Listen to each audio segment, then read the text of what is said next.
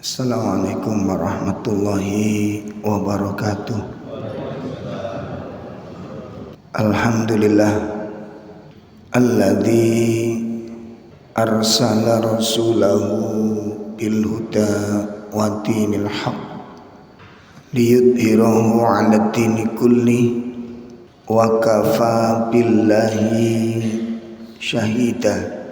Asyhadu an la ilaha illallah wahdahu la syarikalah wa asyhadu anna Muhammadan abduhu wa rasuluh. Ya ayyuhalladzina amanu taqullaha haqqa tuqatih wa la tamutunna illa wa antum muslimun. Ya ayyuhalladzina amanu taqullaha wal tandur nafsum ma qaddamat lighad wattaqullaha innallaha khabirun bima ta'malun. Allahumma shalli wa sallim wa barik ala nabiyyina Muhammadin wa ala alihi wa ashabihi wa man tabi'ahum bi ihsanin ila yaumiddin, amma ba'd. Khatul kiram, Bapak Ibu sekalian, jamaah majelis taklim yang semoga dimuliakan Allah Subhanahu wa taala. Alhamdulillah pada pagi ini dengan izin dari Allah taala kita bisa hadir bersama-sama. Mudah-mudahan pertemuan kita di pagi ini menjadi pertemuan yang dirahmati oleh Allah Subhanahu wa taala. Dan semoga majelis yang kita adakan menjadi majelis yang diberkahi oleh Allah Subhanahu wa taala. Amin ya rabbal alamin. Menindaklanjuti materi kita, pembahasan dari kitab Tazkiyatun Nufus, upaya untuk membersihkan jiwa. Di pertemuan sebelumnya kita membahas dasar-dasar mengapa tazkiyah an-nufus itu sangat penting. Ahamiyah tazkiyah an-nufus, pentingnya mensucikan jiwa. Itu materi yang bulan lalu, ya, pentingnya mensucikan jiwa. Itu sudah kita bahas 3 poin. Baru kita bahas 3 poin. Sebab yang pertama, karena tazkiyah an-nufus, mensucikan jiwa, merupakan target, agenda terbesar oleh Nabi Sallallahu Alaihi Wasallam. Ya, jadi salah satu target terbesar, salah satu target tertinggi Nabi diutus itu adalah untuk mensucikan jiwa. Surat apa kemarin yang menjelaskan? Surat Al-Quran. Cerdas baru mulai ngejak gelut zaman ini. Surat apa Bu? Al-Imran. Bun, itu yang pertama. Makanya disebutkan di situ laqad manallahu 'alal mu'minina id ba'atha fihim rasulam min anfusihim yatlu 'alaihim ayatihi wa yuzakkihim. Itu agenda Nabi SAW. Yang kedua, kenapa tazkiyah dianggap penting? Mensucikan jiwa itu dianggap penting. Sebab kekuatan hati, kekuatan hati, keteguhan jiwa itu berpengaruh terhadap kekuatan badan. Jadi kekuatan jiwa, kekuatan ibadah seseorang itu tergantung dari kekuatan hati. Berangkat dari kuwatul azimah, kuatnya tekad, kuatnya kemauan. Jadi kalau kemauannya nggak ada, ya nggak bisa orang ngerjakan sesuatu. Nggak punya kemauan atau lemah kemauannya, maka sudah bisa dipastikan. Ya, jadi kalau kita lemah kemauan untuk melakukan ibadah, lemah kemauan untuk melakukan ketaatan, walaupun kita mampu, kita tidak bisa mengerjakan karena nggak ada kemauan.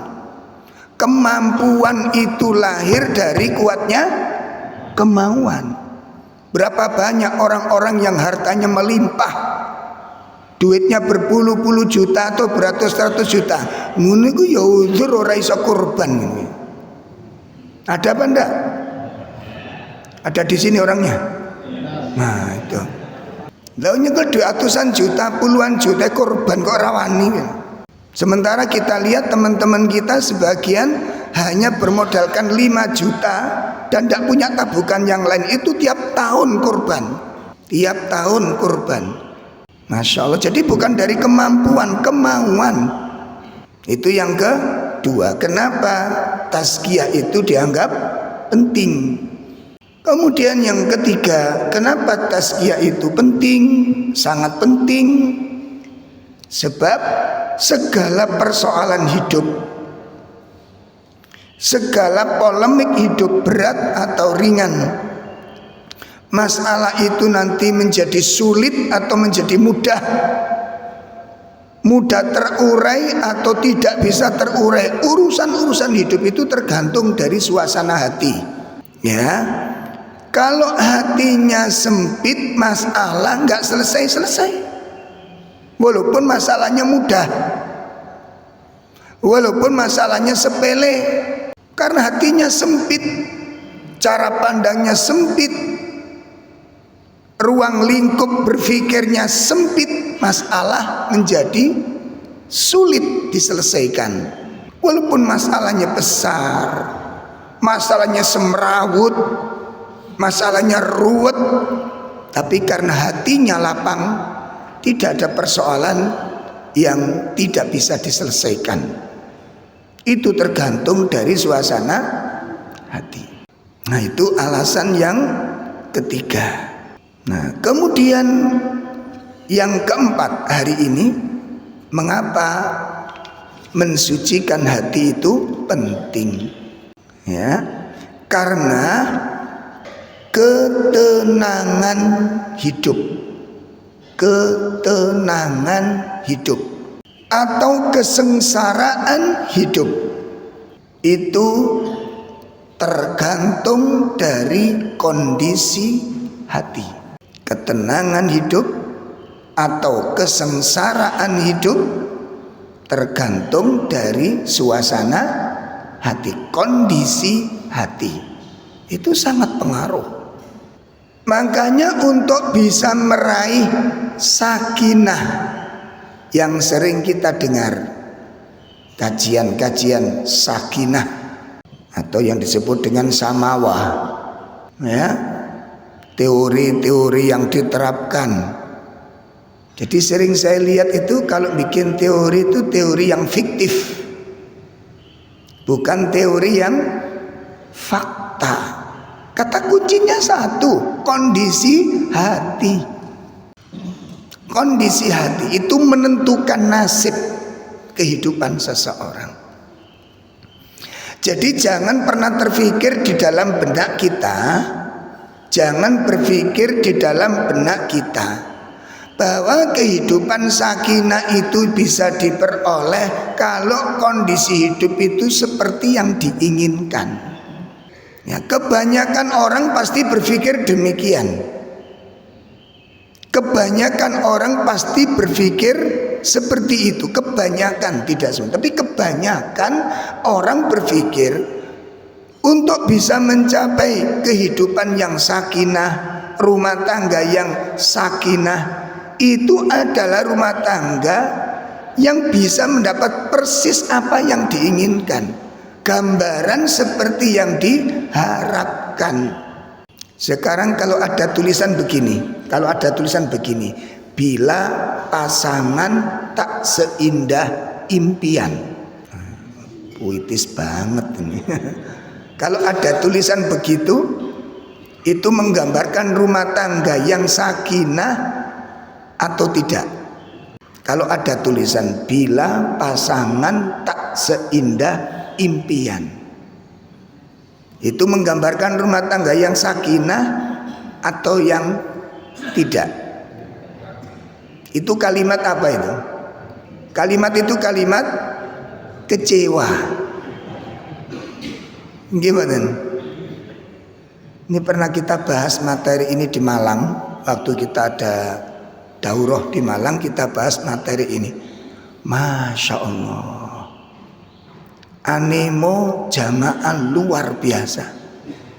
Jadi ruangan utama sampai lantai atas itu penuh, Pak. Ini wajah-wajah yang penuh dengan kekecewaan. Saya kira pertanyaannya ngeten, kalau pasangan kita, kehidupan kita ini di luar prediksi atau bahkan jauh dari harapan, ya, saya ulangi, karena tidak menutup kemungkinan kita akan mengalami seperti itu. Kalau dalam rumah tangga pasangan jauh dari yang diharapkan, kondisi tidak seperti yang diinginkan, kondisi rumah tangga seperti ini memungkinkan enggak untuk mendapatkan sakinah? Sudah jelas apa kurang jelas? Oh, saya ulangi, kayaknya masih mik jero nih mikirin. Kalau dalam rumah tangga kondisi pasangan tidak seperti yang diharapkan, sampun jelas? Mosok gak jelas? Pasangan yang kita dapatkan itu di luar harapan, bahkan jauh dari harapan. Kondisi rumah tangga pun demikian. Apa kondisi seperti ini bisa mendapatkan sakinah dalam? Tidak bisa. Atau bisa? Terserah sampean. Yang ngomong bisa siapa? Ojo ngene tok lho, ono pertanyaan berikutnya lho. Yang ndak bisa siapa? Sing liyane golput nih. Meneng ae. Lah lapo sampean kok meneng? Bojoku wis gak ono, Ustaz. Kalau alasannya ndak bisa apa, Pak? Kok ndak bisa, kenapa? Oh, belum bisa merangkai kata-kata. Ndak apa-apa, dimaafkan. Kalau saya bilang bisa, saya ketemu dengan pelaku, saya ketemu banyak orang yang coro pasangan ngoten niku jauh dari yang diharapkan, jauh dari yang diharapkan, jauh dari harapan. Loh, itu bisa mendapatkan ketenangan yang luar biasa loh. Istri kita jauh lebih baik walaupun banyak kekurangan. Ini luar biasa, kekurangannya luar biasa. Kenapa kita yang lebih sedikit kekurangannya tidak bisa mendapatkan ketenangan? Sementara di sini, ini orang ini bukan cuma kekurangan, fatal, itu bisa mendapatkan ketenangan. Kamu senggo endi? Sebab kebanyakan orang itu kalau ketemu itu studi banding tentang pasangannya itu. Studi banding tentang pasangannya. Alasannya apa? Gak ngono mang pertanyaannya. Saiki alasannya nek duwe pasangan gak sesuai harapan, gak iso tenang niku lho. Tadi kan katanya mboten saged, gak mungkin tenang. Bisa. Oh bisa. Okay.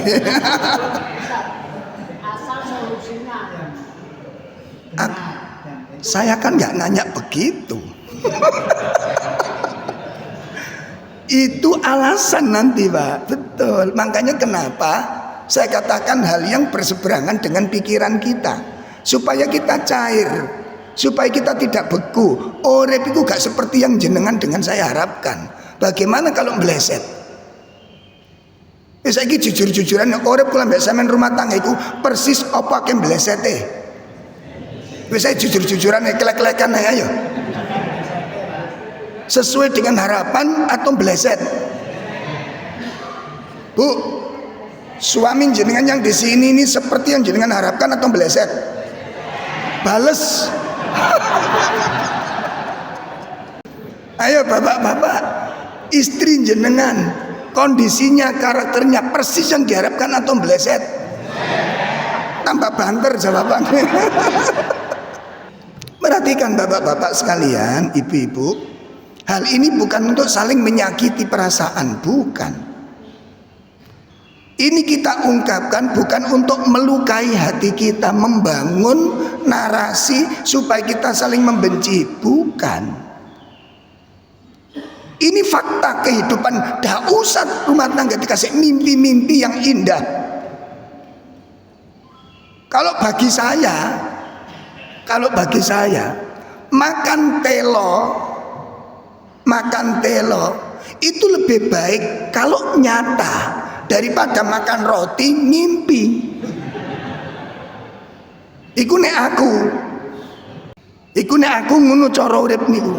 Makan nasi sambal terasi, iwak ndase kelothok, tapi nyata sampeyan mangan daging guling ngipi.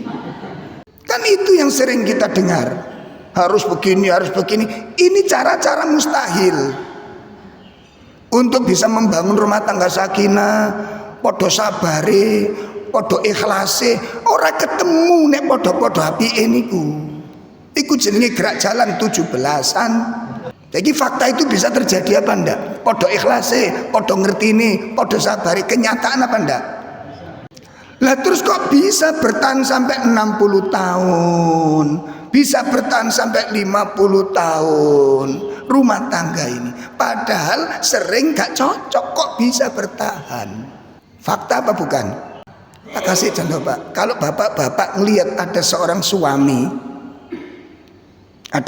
suami, istrinya 75% ingatannya hilang, menderita atau bahagia dia. Ini fakta soalnya, cinta angkat ini fakta, bukan fiktif. Duduk sinetron India. Ini fakta. Ana wong lanang sing wedok ingatane 75% hilang. Menderita atau bahagia bapak ini? Yes, terserah. Ini ada Pak. Jadi tidak jauh dari rumah saya. Jadi saya dulu belajar ke seorang ustadz alumni Al-Fatah Buduran itu menikah dapat tetangga saya. Lah saya ngaji dengan beliau itu. Mulazamah pertama kali saya kenal Quran, kenal sunnah itu pada beliau. Lah beliau itu punya tetangga Pak Carik. Tahu Pak Carik nggih? Nah Pak Carik ini punya putra.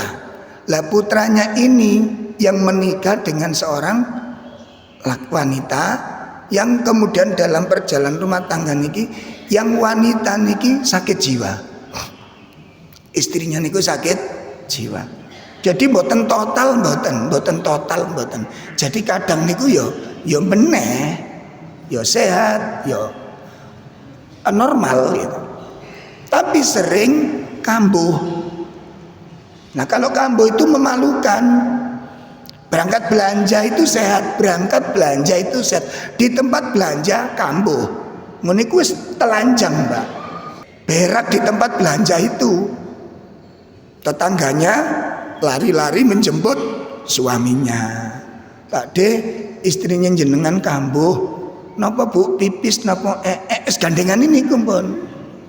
Kadang pipis di rumah orang, anak datang ke rumah orang ziarah ke tetangganya, kambuh di sana itu sering kali ngaten niku. Ngaten sing jaler niku yang suaminya itu bawa apa namanya? Cikrak itu. Tahu cikrak ya?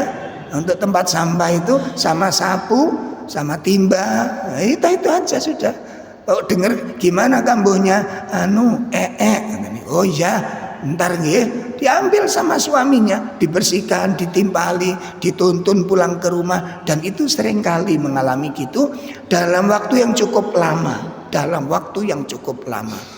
Nah, keluarga dari yang laki-laki maupun keluarga yang perempuan itu menyerahkan kepada si suami ini. Kalau jenengan tidak kuat dengan kondisi istri yang begini, sampean pulangkan, antar ke rumah kami, tak ramutnya, wong itu keluarga kami. Nek jenengan ndak kuat, sampean lepaskan, kami nggak nyalahkan jenengan. Bayangin, itu dari keluarga perempuan. Nek gak kuat, sampean antar ke rumah, kita ramut, ini keluarga kami. Atau jenengan nikah lagi, biar ada yang melayani jenengan dengan baik. Jawabnya apa? Jawabnya, saya tidak perlu menceraikan, saya tidak perlu memulangkan. Kenapa? Ini amanah dari Allah ke saya. Kalimat apa ini? Penderitaan atau ketenangan. Ini amanah dari Allah. Saya menikahinya itu dalam keadaan sehat. Saya menikahinya itu dalam keadaan afiat. Saya nikah itu dalam keadaan normal. Dan itu menjadi tanggung jawab saya. Mungkin ini ujian atas kesalahan saya, atas dosa-dosa saya. Mudah-mudahan menjadi penghapus dosa-dosa saya. Bahasa ini bahasa ketenangan atau kesengsaraan. Akhirnya dia berjanji, biarkan saya ramut sesuai dengan kemampuan saya. Tak jalanannya hidup ini. Sudah, jenengan gak usah khawatir, jenengan gak usah risau, gak usah sedih. Ini tak ramutnya, tetap saya ramut karena ini adalah istri saya. Masya Allah. Coba bahasa ini bahasa apa Pak ini? Coba kalau jenengan dalam kondisi begini, ditawari disuruh menceraikan atau disuruh nikah lagi, jawabnya sampe nopo Pak? Ditulisi WA, Mas, kalau memang sampean tidak mampu, wis merasa ndak kuat pun sampean antar ke rumah, kami ramut. Atau jenengan nikah lagi, kita balesi budal. Lah sekarang yang namanya sakinah itu apa? Makhluk apa sakinah itu? Bisa dirasakan? Sagedipun rasakan? Kok bisa Bapak ini mendapatkan jawaban yang begitu menakjubkan? Bahasa yang diungkap, bahasa yang disampaikan, tidak ada satu kata pun yang mengandung penyesalan. Kalimat yang diungkapkan, tidak ada satu kata-kata yang menunjukkan penderitaan. Tidak ada. Padahal kondisinya cukup memprihatinkan. Iki lho Pak, sing tak delok ambek sing dirasakno wonge, yang kita lihat kasihan bapak itu, kasihan bapak itu, sayang bapak itu bahasa kita melihat dengan pola pikir kita. Tapi bapak yang kita lihat, yang kita kasihani, yang mestinya harus dicerai menurut kita, sementara menurut beliau tidak perlu, dengan cara pandang yang berbeda. Ini namanya kebahagiaan dan kesengsaraan gak iso ditebak-tebak. Saged dipahami. Bahagia dan menderita gak bisa ditebak-tebak. Kalau ada orang kelihatannya sengsara, ada ibu-ibu tinggal di Pondok Mutiara sana. Suaminya ini sakit stroke, hilang ingatan, wis gak bisa ngomong, persis anak kecil, mending anak kecil. Jadi di kursi roda itu ngeten tok bertahun-tahun. Terus ngiler mawon. Ditinggal sedikit nggak bisa sama istrinya. Jadi istrinya nggak bisa ngaji sama sekali. Akhirnya saya anjurkan, ayo sekali waktu kita ngaji di rumah ibu itu. Begitu kita datangi, kita lihat, subhanallah, kalimat yang keluar nih. Saya nggak bisa ngaji Ustadz, nggak apa-apa. Nanti kita akan ngaji di sini insya Allah. Alhamdulillah, seneng tiangi kita tempati ngaji karena bisa ikut. Ditinggal ke belakang teriak-teriak suaminya ini. Hilang ingatan juga. Dan itu pun bertahun-tahun sampai suaminya meninggal.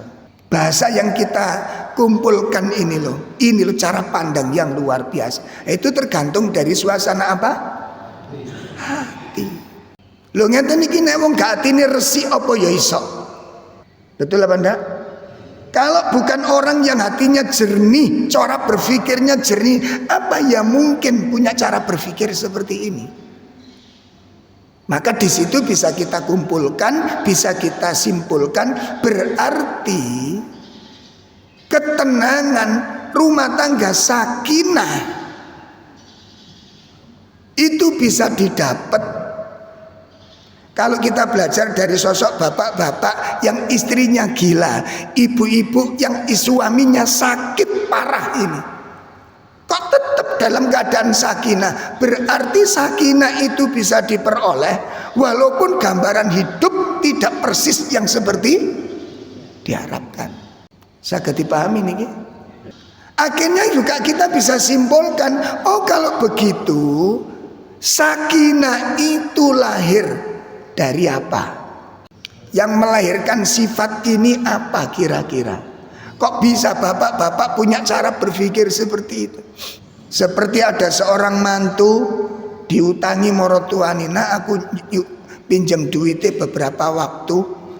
Ini soalnya mau buat operasi. Bapak jangan bilang utang. Kami ini putra putri bapak. Jangan sekali-kali pinjam utang ke kami. Itu beban, itu siksaan bagi kami. Loh saya merepotkan kalian terus. Kamu tok yang sering dijojok. Itu rezeki dari Allah buat saya. Tidak ada beban, tidak ada kesengsaraan. Bahkan si mantu ini tidak merasa terganggu. Setiap kali mertuanya sambat, itu pintu rezeki yang Allah buka. Ini cara berpikir dari mana, Bu? Cara berpikir dari mana? Sementara kita orang tua kita jarang-jarang telepon kita, katanya mengganggu. Ini berasal dari mana cara berpikir seperti ini? Ibu bisa bayangin? Saged disimpulkan? Kata-kata, oh enggak usah ya pisah. Oh ibu tidak perlu hutang dengan saya. Ibu enggak pernah mengganggu. Ibu telah memberikan kesempatan kepada kami untuk beramal soleh. Dan kami sangat bahagia ibu melibatkan kami. Tidak, bukan beban. Dari mana pikiran ini berasal? Dari mana cara berpikir seperti ini bisa diperoleh? Dari dua hal. Niki loh. Coba kalau kita tiap bulan ibu kita telepon kita, minta dibantu ini, minta dibantu itu, baru selesai minta lagi, kita merasa terganggu, kita merasa dibebani atau merasa dibantu untuk berbuat kebaikan. Mana yang ada dalam benak kita? Warani bocok balik-balik telepon naik. Kini kia duwe. Sudah tahu jawabannya dia. Para ibu, kini dia duwe anak, duwe urusan, banyak yang diurusi. La haula wala quwata illa billah. Iki sekolah dhuwur-dhuwur pikirane cekak ngeten. Ini yang enggak sekolah tadi saya bilang mantu itu ngajangi ibu, kalau ibu perlu sesuatu tinggal datang ke rumah. Atau telepon anak-anak biar diantar ke sana. Apa yang ada di sini itu milik panjenengan. Dari mana cara berpikir seperti ini? Sampai mertuanya niku kedua-duanya niku didudukkan, ibu bapak sampun sepuh. Sekarang kami yang harus bergerak. Kami ambil alih semua tanggung jawab ini. Bapak ibu habiskan waktu yang masih ada ini untuk beribadah kepada Allah. Jawab ibu-ibu ini apa? Yo matur suwun. Cuma kan kami juga butuh nak, butuh. Bukan untuk belanja, wis belanja dari kamu. Kami kan butuh infak. Untuk infak ibu kami siapkan. Itu mantu Pak, itu mantunya yang begini. Subhanallah. Dari mana cara berpikir seperti ini? Dua hal. Satu, kuwatul ilmiyah, kuatnya ilmu, kuatnya Al-Quran, kuatnya sunnah yang mempengaruhi jiwanya. Bahkan istrinya dibilangin, tanya ke ibu, ibu punya hutang apa enggak. Begitu tahu, diberitahu, oh masih ada di 2 orang, berapa pinjamannya ibu. Jangan sampai di usia tua mikir utang. Itu mantu yang cuma pikir begitu. Dari mana cara berpikir seperti ini ada? Satu apa tadi? Pengaruh ilmu. Makanya jenengan dengan saya yang hobi ngaji, hobi pengajian, hobi tahsin, hobi baca Quran, hobi baca hadis, ini kok nggak punya karakter seperti itu sudah menjadi jawaban. Ilmu kita belum ngeresep ke dalam hati, ilmu kita belum masuk ke dalam jiwa, ilmu kita belum mempengaruhi hati kita, belum. Saged dipaham. Sebab kalau ilmu itu masuk ke dalam hati, nanti melahirkan cara berpikir. Melahirkan apa? Cara berpikir. Subhanallah. Yang dipikir beda Pak. Itu yang pertama. Itu pengaruh daripada kuwatul ilmiyah, kuatnya ilmu, kuatnya ilmu. Yang kedua apa? Yang kedua, kuwatul imaniyah, kekuatan apa? Iman dia itu, apa yang dia keluarkan dia yakin sepenuh hati, yang dikeluarkan itu tidak hilang. Sekarang coba Bapak Ibu, kalau kita keluarkan uang, wis gedene 50.000 tiap pagi, yang 20.000 kita bagi uang itu 50.000 kita bagi 2, 25. Yang satu kita kirimkan ke sana, yang satu kita kirimkan ke sana. Kita rupakan sembako. Itu bisa kalau kita mau. Tiap pagi 50.000. Pun pertanyaan nih, 50.000 yang kita infakkan itu hilang apa tidak? Dalam kok gak wani? Iku jawaban ambek keyakinan ini gak podo. Paham badan? Hilang apa enggak? Enggak, ngono jawabannya. Kok gak wani? Itu bukan keyakinan Pak, itu namanya. Itu pikiran. Saged dipaham niki? Sama dengan orang mengatakan, ibu cinta Quran, cinta, tapi gak tau maca Quran. Ibu cinta Rasul, cinta, tapi meninggalkan sunnah-sunnahnya. Ini antara ucapan dengan kenyataan sama panda. Itu bukan keyakinan namanya.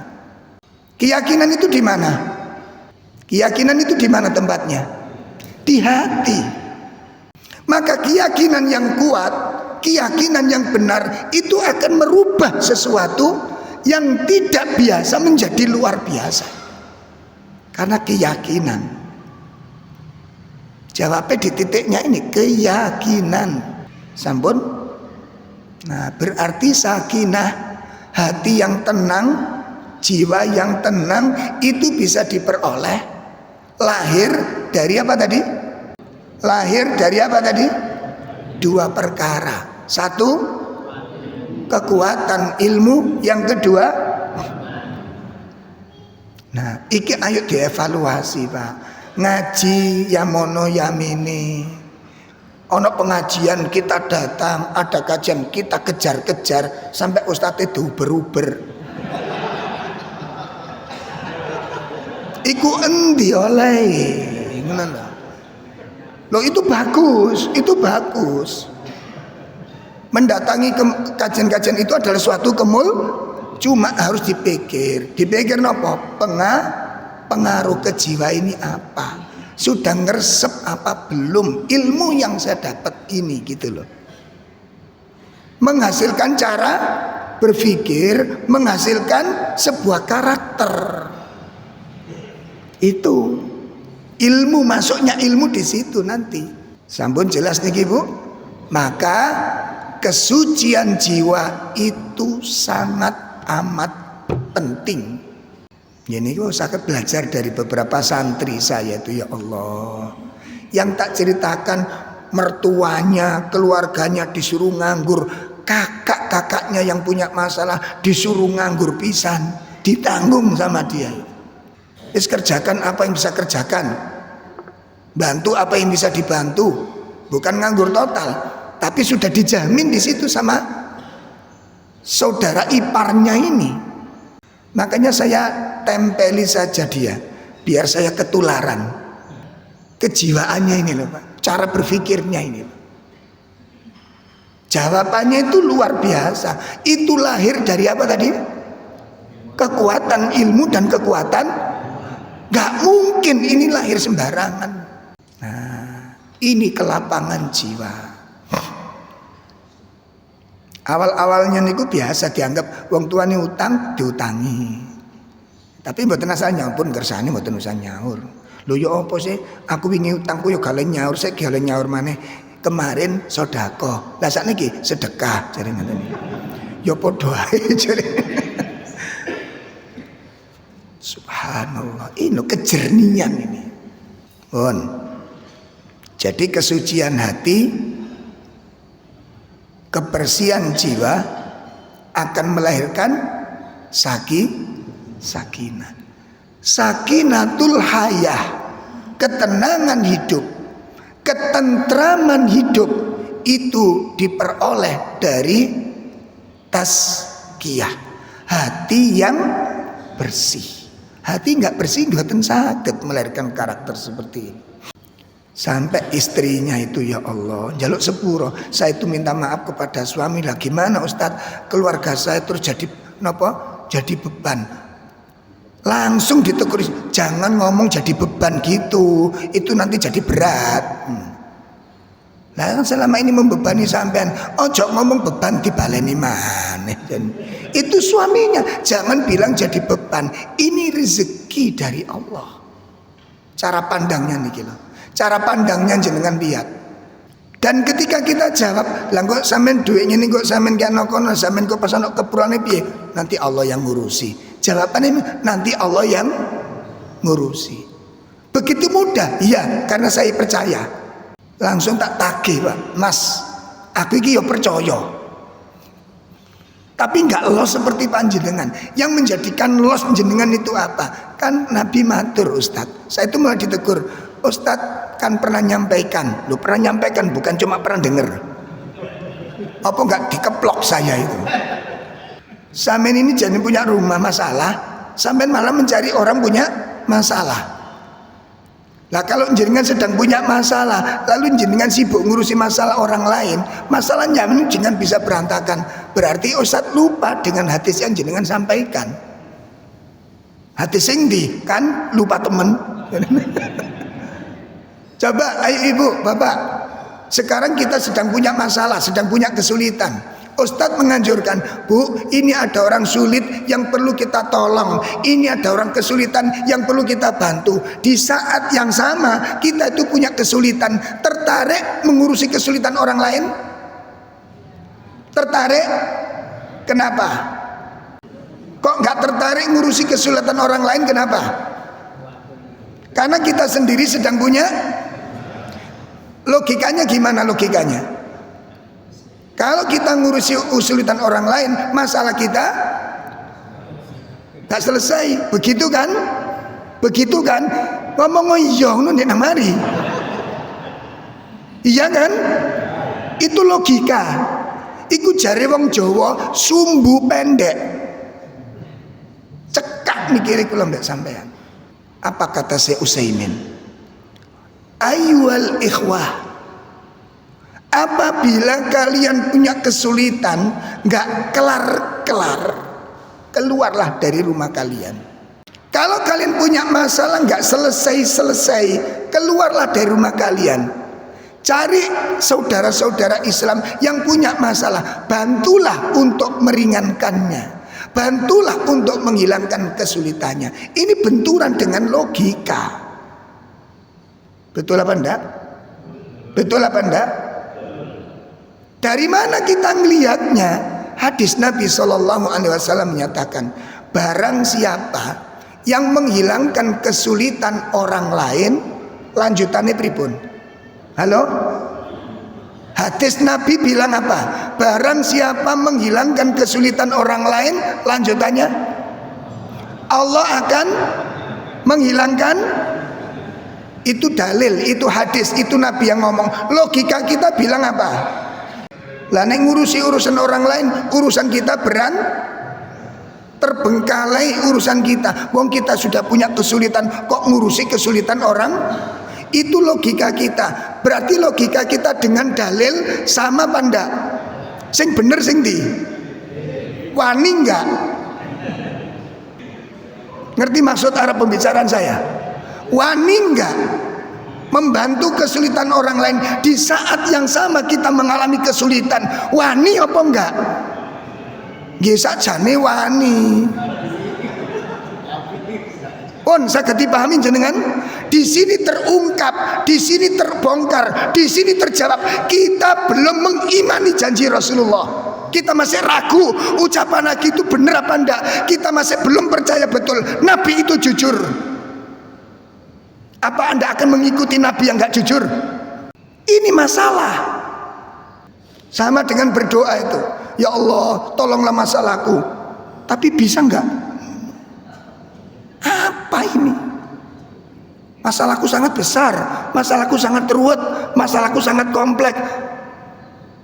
Bisa enggak? Lho sampeyan iki njaluk tolong sapa? Sagedipun pahami? Sagedipun pahami? Di sini terungkap, inilah keimanan kita, keberadaannya belum benar. Iman yang tercampuri dengan keraguan. Awak iki sedurung percaya temen, belum percaya. Itu bagi orang lain, apalagi bagi Allah Subhanahu wa taala. Pun. Nah, pertanyaannya, kira-kira kita punya iman seperti ini nanti sampai tahun berapa? Kita punya model kayak begini loh, iman kayak begini nih.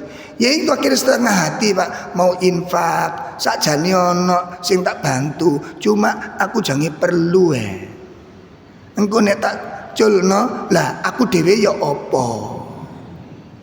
Halo? Nah, hadisnya bener apa salah? Hadis kuwi lho bener apa salah? Oh benar. Wani dereng. Sakjane nggih percaya, tapi ini guncang Pak. Sama dengan ada ibu-ibu punya anak kecil-kecil, anaknya belum mentas semua, masih yang paling besar itu SMP, anaknya 6, yang paling gede SMP. Saya sampaikan ketika kita ziarah itu nangis, yang jenengan tangis ini ku nopo nih? Kematiannya atau imbasnya? Kedua-duanya Ustadz. Wajar ditinggal suami meninggal, nangis itu wajar, tapi jangan berlebihan. Yang saya pikirkan, aku isok tah ngeramut arek 6. Tak jawab, cecek iku anake 6 digedhekno dhewe. Lang cecek mboten sekolah ya Ustaz. Logis, jawaban logis ini. Jawaban logis bukan? Jawaban itu logis bukan? Logis. Kita buka surat 11 ayat 6. Surat Hud ayat berapa tadi? 6. Allah Subhanahu wa taala berfirman apa? Wa ma min dabbatin fil ardi illa 'alallahi rizquha wa ya'lamu mustaqarraha wa mustawda'aha kullun fi kitabim mubin. Dan tidak ada suatu binatang apapun di bumi melainkan Allah yang memberi rezeki.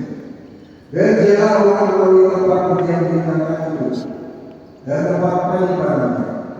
Semuanya tertulis dalam kitab yang ada, yaitu Lauhul Mahfuz. Kalimat ini menjelaskan tentang apa, Ibu? Bapak? Ayat ini menjelaskan tentang apa? Jaminan kepada siapa? Kepada, jadi setiap makhluk yang Allah sudah ciptakan di muka bumi, pengertiannya apa?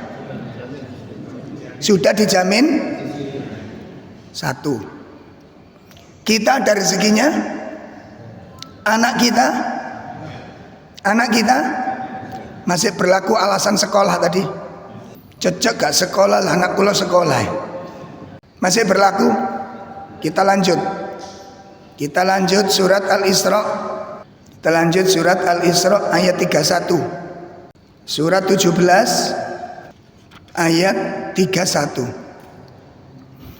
Wala taqtulu auladakum khasyata imlaq nahnu narzuquhum wa iyyakum inna qatlahum kana khita'an kabira. Dan janganlah kamu membunuh anak karena takut kemiskinan. Kami yang akan memberi rezeki kepada mereka dan juga kepada sesungguhnya membunuh mereka adalah suatu dosa yang besar. Masya Allah. Jangan kamu membunuh anak-anakmu gara-gara takut miskin. Lanjutannya gimana itu? Lanjutannya gimana? Kami yang akan memberikan rezeki kepada mereka. Yang jamin rezeki anak-anak kita siapa? Bukan kita ya. Kita atau Allah?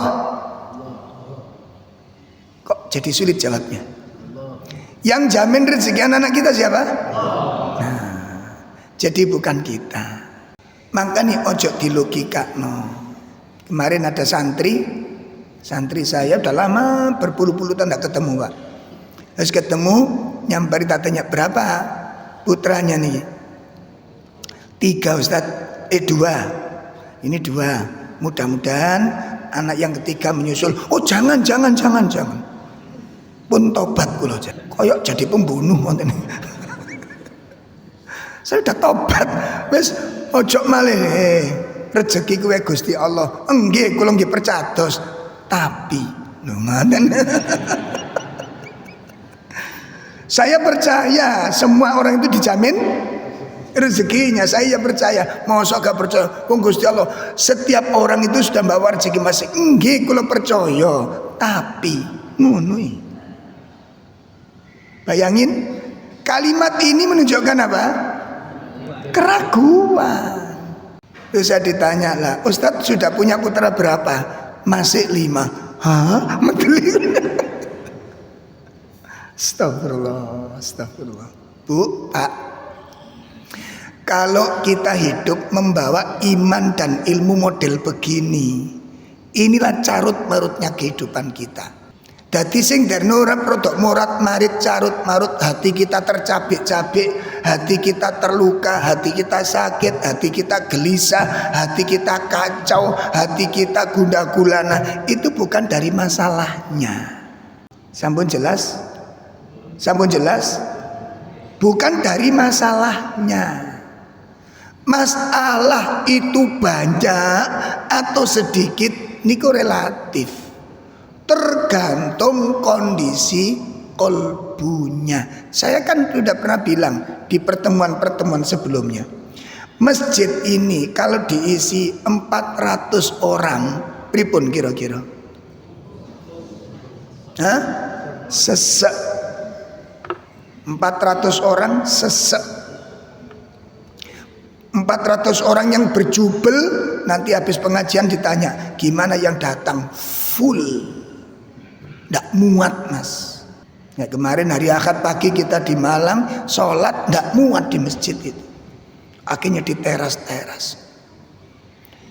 Itu bisa jadi bukan karena banyaknya jumlah yang datang. Nggone ciut. Saged dipahami ini. Saged dipun pahami ini.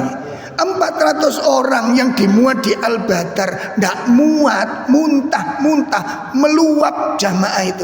Itu kalau dipindah ke Masjid Al-Akbar,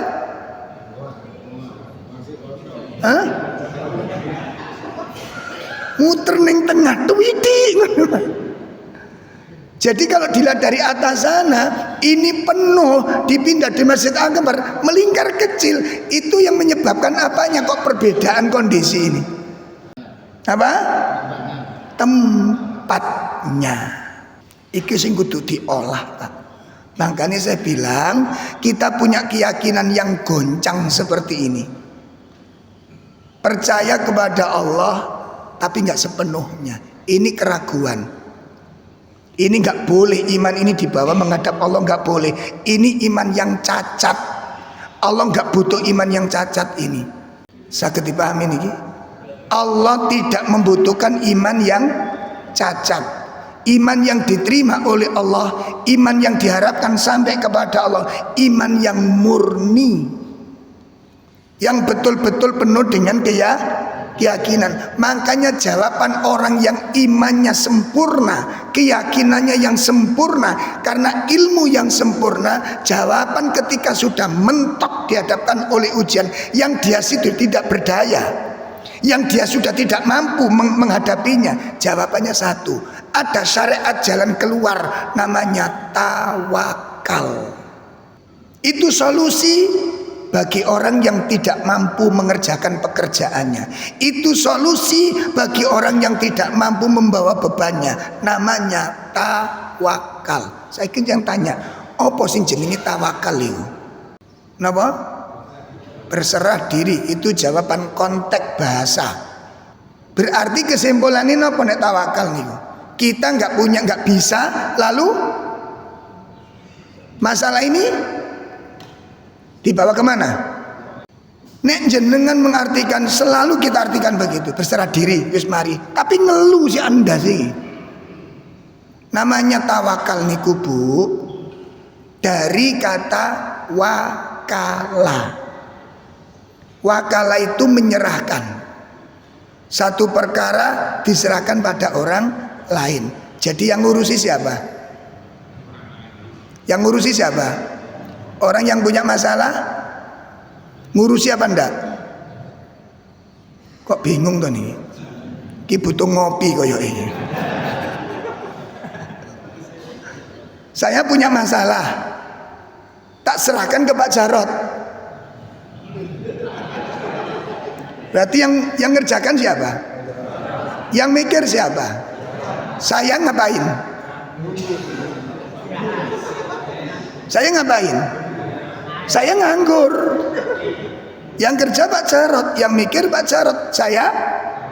Jadi bebannya ada di mana sekarang? Lah kok sampai saya pusing? Itu namanya belum menyerahkan. Makanya Pak Jarot yang tak serai urusan, itu namanya al-wakil. Wakil itu orang yang diserai urusan. Duh sampean gak cukup rapot, wis tak wakil no. Tadi yang kerja siapa? Wakil. Yang punya urusan nganggur. Lah kok ngeluh? Dalam kepikiran. Kok sih ngeluh kenapa? Kepikiran. Berarti jenengan durung yakin karo wong sing sampean pasrah itu. Betul apa enggak? Makanya sebelum menyerahkan urusan itu pastikan dulu Anda serahkan sama siapa dia. Kalau ini urusan jenengan serahkan kepada orang yang kemampuannya terbatas, ya pantas jenengan ngeluh itu. Kepikiran kenapa? Isok enggak nyelesekno, kan gitu. Halo? Halo? Nah sekarang urusan ini kita serahkan kepada Allah. Makanya urusan diurusi oleh. Lah sampean kok sik ngeluh? Sampean kok masih bimbang? Sampean kok masih ragu? Apa jawabnya? Kira-kira isok mari yang Gusti Allah ini. Kalimat itu kalimat batil. Dadi ngaji pirang-pirang tahun akidah iki sik legrek kaya ngene iki. Ngapunten sangat. Saya kemarin Bu pas corona terakhir Bu, itu nangani kasus anak yatim piatu. Jadi 3 bulan berturut-turut niku bapak ibu meninggal. Ada 3 anak. Saya ditelepon teman-teman sedati Ustadz, mohon bantuan disedati ada masalah. Napa Mas? Ada anak yatim, bapak ibu meninggal dalam masa 3 bulan. Niki saiki diambil orang Nasrani. Lu teman-teman gimana kok diem? Gak tahu kita Ustadz. Jadi ceritanya niku kerabat-kerabatnya kan datang, dulur-dulur sing mati niku. Nah pas bisa kumpul semua, iki opo arek telu iki. Ternyata saudara-saudara yang begitu banyak gak ono sing siap nanggung anak 3 ini. Nah pas ada para pentakziah, paman-pamannya bude tante ini nanya kepada orang pentakziah, di sini nggak ada panti ya? Nggak ada. Ada panti milik orang Nasrani. Nah, orang Nasrani hadir di dalam takziah itu. Ada Pak di tempat saya, cuma kami orang Nasrani. Karena wis kepepet, bapak pamane budene tante wis gak ngurus pun ndak masalah. Sing penting ada tempat penampungan. Tampung orang Nasrani. Akhirnya takmir mendengar, takmir masjid mendengar, bergerak. Akhirnya kemudian diambil alih. Singkat ceritanya begitu, walaupun ceritanya agak ruwet gitu. Diambil alih. Nah begitu diambil alih, langsung masjid direhab. Malam itu juga harus ada kamar di lantai atas ini. Langsung disekat-sekat pakai kamar untuk anak yatim ini. Di-share ke grup, besok anak ini butuh sarapan. Sing jamin sarapan tok iku wong 15. Enggak makan siang berapa? Aku 15 orang. Itu tiap hari loh Bu, siap loh. Jadi tiap hari kesok niku 15 orang sing jamin. Dadi nek soal rezeki duduk teko sampean anak-anak iku. Nek gak percaya kok mari ngaji, mati yo. Mati yo. Ngapunten saya agak kasar sedikit.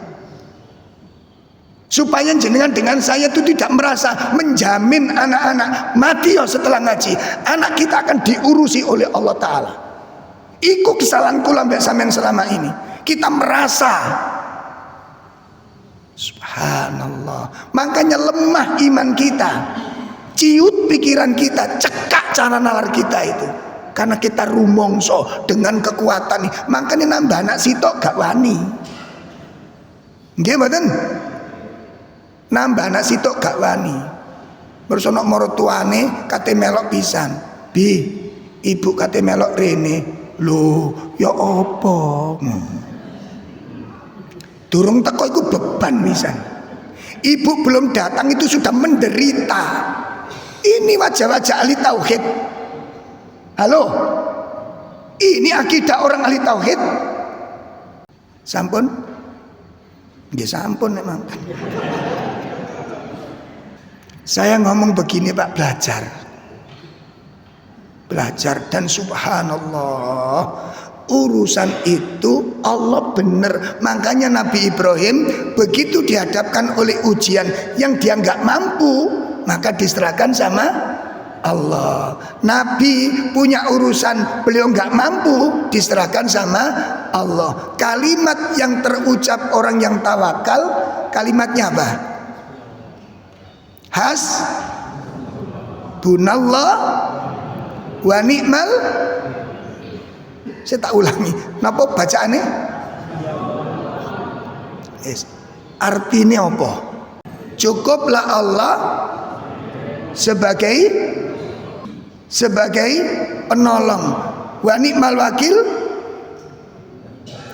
dan dia sebaik-baik yang diserai urusan. Langkok nek anu piye? Pasrah. Wis gak kurang-kurang kula pasrah nang Gusti Allah nih. Kalimat ini menunjukkan apa? Wis gak kurang-kurang aku tawakal. Kalimat ini kalimat apa? Bapak Ibu, ini alhamdulillah pagi ini kita bisa mengetahui satu hal yang paling mendasar dalam hidup. Iman kita masih berantakan. Satu poin penting, 7 tahun kita ngaji, 10 tahun kita sudah dicekoki Quran tiap hari. Ternyata hari ini kita ungkapkan keyakinan kita masih berantakan, masih belum percaya betul dengan Allah Subhanahu wa taala. Ternyata nggak cukup, termasuk belum percaya betul dengan ucapan-ucapan Rasul SAW. Ini bukan urusan biasa, ini sangat urgen. Pertanyaan tadi, sampai kapan keyakinan ini kita bawa? Mudah-mudahan apa yang kita kaji pada pagi ini membawa manfaat untuk kita semuanya. Dan semoga dari kajian ini upaya-upaya untuk memperbaiki diri harus lebih serius, lebih diperkuat dan lebih dipertahankan. Semoga pertemuan ini membawa kemaslahatan dunia dan akhirat. Semoga sisa waktu, sisa umur yang Allah berikan kepada kita menjadi umur yang diberkahi oleh Allah Subhanahu wa taala. Demikian kajian kita pagi ini, kurang lebih mohon maaf. Wa sallallahu ala nabiyyina Muhammad subhanakallahumma wa bihamdika asyhadu an la ilaha illa anta astaghfiruka wa atubu ilaik. Pun baik Bapak Ibu, cukup sampai di sini kajian kita di pagi ini. Mudah-mudahan diberkahi oleh Allah Ta'ala. Dan semoga Allah menjaga kita, menjaga semua keluarga kita dari segala keburukan dan segala fitnah. Assalamualaikum warahmatullahi wabarakatuh.